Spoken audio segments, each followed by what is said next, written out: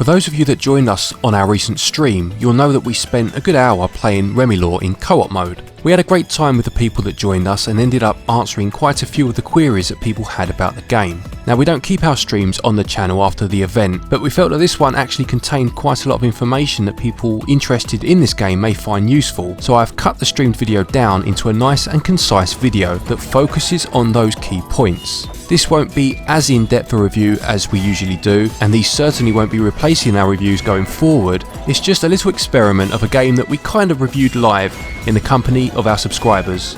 We hope you enjoy our slightly more informal Remilore review. So, just to clarify for the viewers, I couldn't help but notice that my bar at the top there is full of red stuff, and yours seems to be empty. Yeah, because I'm doing all the fighting and you're standing there like an absolute muppet doing sod all. Just so I hope that has clarified that for you, Mark, because I was waiting for you to ask. Cheeky git.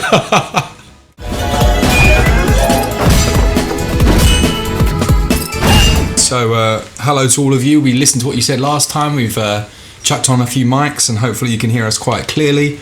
Yeah, this is Remilore. It's a little bit of a Diablo clone by the looks of it. Glenn's played quite a nice chunk of it. Yeah, so basically it's a roguelite in terms of if you die you lose your progress as you would expect, but you do go back to the start of the last stage, so you don't go all the way back to the start, and you also keep any currency that you have collected as well, which is your sweets and your chocolate bars and whatever at the top there. Yeah. I've got this lovely broom. Yeah, you start with a broom, which is a bit strange. Actually, what's quite nice about this is that the broom is classed as a single-handed weapon. And you find other weapons in the game like hammers and stuff as well as you go along, and put your skill points into those particular weapons. I'll just see if I can show you quickly. So if I pause it, okay, yeah, so you can go to upgrades, put your points that you've collected, the candy bars and the chocolates and whatnot, into mastering the weapons. So the one-handed sword, which we're using at the minute, you can upgrade your proficiency in that.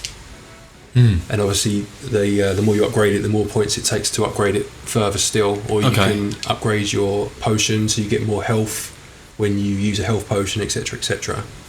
Between each section, because I haven't played a great amount, do you have these kind of little so you go from one room to the next. You have these little hallways, if you like, where you can find a few of the sweets, which are your currency. You go into the next area, then it locks, and you have a set amount of enemies you have to defeat before you can move on. So you find treasure chests, you've got a new weapon there. So if you just hold for a minute, Mark, or if you pick your old weapon, it's alright, pick your old weapon back up. Look at this rapier, I want this thing. The rapier, yeah, you can take it, but just go towards it for a minute. So if you see on the screen there, you've got your DPS, your damage per second that you've got in your current weapon. Yeah. And you can see down the bottom there that the new weapon is a lot better. And you can also see the new spell that you're going to pick up. Oh, very nice. So your DPS is going to increase with the rapier, as you would expect. Cool. Right, so dash away, give it some... nice. You kind of dodge in and out, don't you? Yeah, exactly right. Yeah, this is alright. It's nice, tight controls. It's a good little game. It's very sickly sweet, very Japanese. What's sickly sweet about two girls with a broom and a rapier collecting ice lollies? Sweets, yeah, nothing. There's nothing sweet about that, Glenn. This is hardcore. What did you play on Friday night, boys? Yeah, right, yeah. Mortal Kombat? No. Bit of Remilore. Exactly. Just mentioning, so obviously this is the co-op mode. You have a story mode, and then you have just straight up action. So you can cut all the story segments out if you wish. So does your magic replenish? You can collect little flasks. So that's a health flask you just collected there, but there are magic flasks. The magic's tied to your weapon, right? Yes. What's nice about co-op in this is that you can find two magic spells that complement each other. So I've got the projectile whilst you've got the freeze. Yeah. At the minute. That's the thing with all of these types of co-ops. If they need to make you work together, don't they? Otherwise they kind of lose their shine. Absolutely. Right, so let's use one of these spells. Yeah, this is quality. I'm getting my Monster Hunter vibe on now. I was just thinking that with the different the hammer and the sword, and absolutely. Oh yeah, so you can revive your friend. Glenn's just resting on the job again. Get up. Just having a little breather. It's all right. Happens. Right. All right, there we go. It's not as easy as it first looks. Actually, it's not the most difficult game ever. I say as I get destroyed, but it isn't easy either.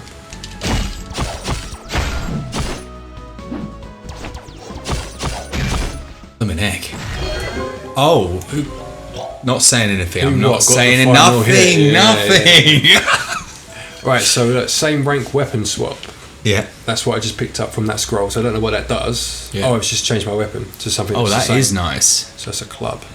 So that's quite cool that you've got those random scrolls in there. That is cool. What I was going to say about the scrolls, you pick up the scroll, it's completely random, and it may be a boost or it may be a negative stat, so you may lose health. So it's one of those take the chance, see what you get sort of things.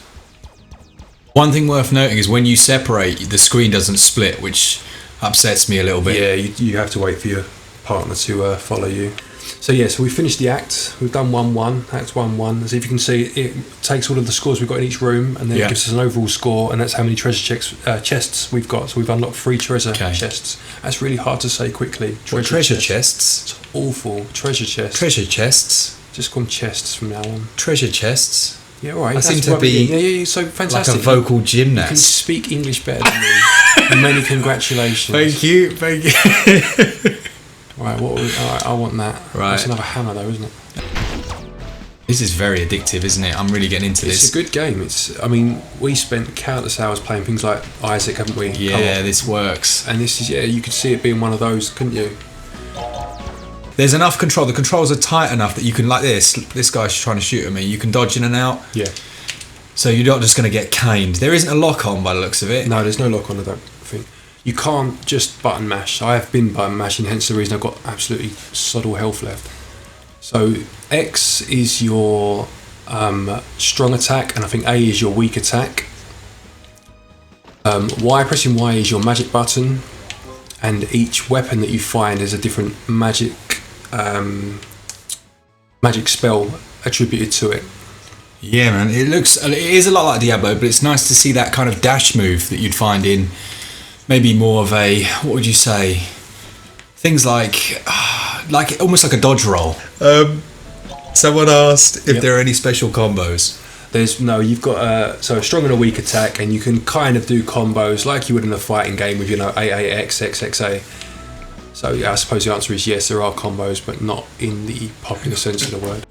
The graphics are quite nice, aren't they? Yeah, graphics are nice and clean, nice and colourful. The audio in story mode, so there's no English dub, it's Japanese with English text. And to be honest, the characters do get quite annoying. They talk constantly throughout the adventure, and you can't really read what they're saying because you're focused on the action. Yeah. So we're not really missing much by playing this mode and not the story mode, to be honest. Do the visuals change as you progress? Because this is... Yeah, you go, so level 2 or world 2, for example, is like a tropical island, so they do change up, yeah. One thing I'll say about the audio, actually, now you've mentioned it, is although there's a different song for each level, which is nice, within that one level the song becomes very repetitive. You hear it over and over again, and it does become quite tedious. So should we talk about value for this one then? I think that's the only section we've not really mentioned. I think it's £35, give or take, $35.99 I think, or $39.99. I'm not sure about the euros price, I've got to be honest. I think it's approximately the same as the dollar price. Yeah. I mean, it's the high end. Yeah. To be fair, it is a fun game. I don't know what you It's feel a about really it. fun game. Do you know what? It's actually got some mechanics that I miss from a lot of Diablo-like style games. I've heard other people say that, actually. I love seeing the on-screen damage. There's quite a lot of depth to it, though. There's a lot more depth than you would possibly think at first. And being a Nicalis release, it does have a physical release as well in America, not in the UK, unfortunately. It comes with a couple of the little trinkets that you normally get with the Nicalis games. I think it comes with like a glasses cleaning cloth or something quite random. I think it's starting to run out of ideas a little bit now, to be honest. It's a little bit repetitive. It is, but that's the nature of the game, isn't it? It's a like Diablo or Diablo. You always tell me it's not Diablo. Are quite repetitive, but it's the lure of the loot collecting that keeps you going. This doesn't quite have that. Yeah. What it does have is that you can collect weapons, and then it's got it keeps a track of which weapons you've collected and which ones you haven't. So if you're a bit of a completionist, you can go for all the weapons. Yeah, that would be my main thing. You pretty much just said there that my main issue already is for Diablo, I like collecting the loot. Yeah. There isn't much loot. There's not loot collecting in this. If you collect one weapon, you have to drop the other, so you can't even have a stash of weapons. But if you notice here, so you've got the one-handed sword and I've got the hammer. If you see how much slower my attack is, I'm assuming it's more powerful. So you do have a nice little bit of depth in terms of mixing it up and trying different weapons. Yeah, I really like this game actually. I could really play a lot of this. What would you say, just off the top of your head? Off the top of your head, score-wise, what would you be thinking? I'd say 82. Yeah, okay, sounds fair. I'm thinking, yeah, high 70s, 78, I would say. Yeah. No, actually, it would fall in the middle, wouldn't it? Yeah, somewhere, yeah. Yeah, 80% then. I'd say so.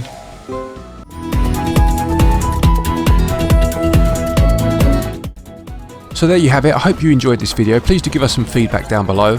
As I said, it's not going to replace our reviews, far from it. It's just something for us to do with our stream videos after they're finished, rather than leave them cluttering up the channel.